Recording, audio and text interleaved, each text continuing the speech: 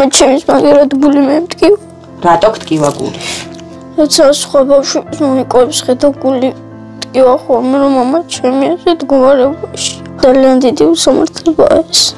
ნიკოლოზის და ანდრიას მამა სიკვდილთან ბრძოლაში მარცხდება. ბავშვები კი ამას საკუთარი თვალით უყურებენ. ამაზე მეტი საშინელება ნუ თუ არსებობს რამე. პატარა ნიკოლოზი ცხარე-ცრემლებით ტირის, რადგან მისი მძიმე დავადმყოფი მამა კლინიკიდან სახლში მხოლოდ იმის გამო წამოიყვანეს, რომ ოჯახი ფულს ვეღარ იხდიდა. ღმერთო, ეს ხომ ნამდვილი უბედურებაა. ორი შვილის მამას 59 წლის გურამს ღვიძლის ცეროზი დაუდგინდა. მუცელი მთლიანად წყლით აქვს სავსე და საბრალო კაცს ლოგინში განძრევაც კი არ შეუძლია.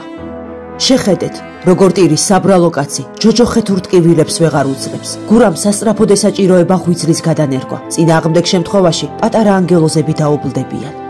ღმერთო, გემუდარები, მამიკუ არ გაატანო სიკვდილს. სწორედ ამ სიტყვებს ევედრება პატარა ნიკოლოზი უფალს და ყოველ დღე საათობით დგას ბავშვი ხატებთან.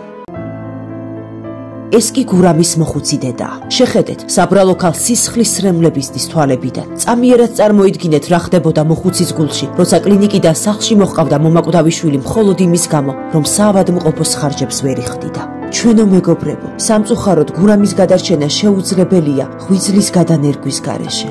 მე უკვე ყველანაირი სახსარი ამოწურული მაქვს, არანაირი საშუალება და არაფერი არ შემიძლია, არაფერი არ გამაჩნია უკვე. ერთი თავი წამალიც რომ ვიყიდო, ისიც არ გამაჩნია.